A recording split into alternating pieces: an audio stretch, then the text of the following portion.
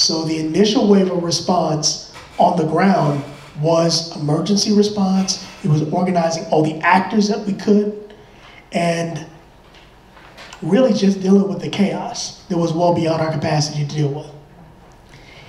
In the wake of this, we actually initially said, don't come. And we had a few people that just ignored that. And I'm gonna tell you right now, I'm thankful for some of the people that actually ignored it.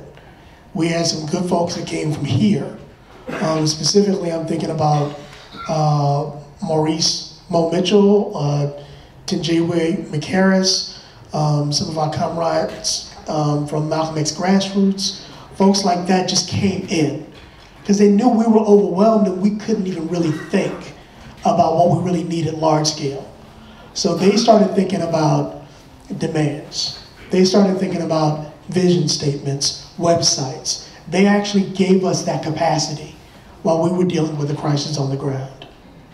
And then some of our comrades just had a conversation with us and they said, no, if this is gonna be a movement moment, we need to actually come there. We need to see it.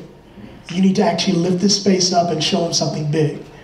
And although the time was very short, we had committed people. And again, it was committed, some of the most talented organizers in the country came and made that happen. So in the course of, I think we had maybe 6 weeks, they were able to bring close to 10,000 people to the city.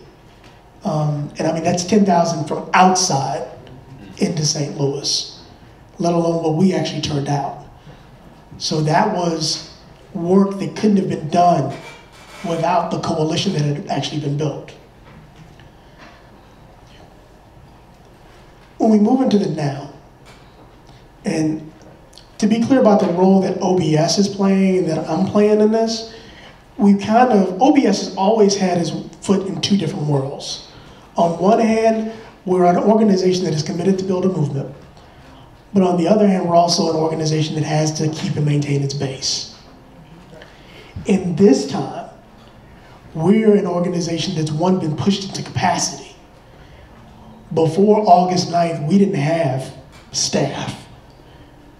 People came to OBS because we'd already been functioning 35 years. We had an analysis on this. We'd already been doing the work. And as you know, funders rein into crises. And thankfully, people like you that actually knew us pointed them to OBS and said, no, that's who you need to talk to. So they came looking for us. Now, capacity, contrary to Washington Times and some of those, it didn't mean multi-millions of dollars. Excuse me.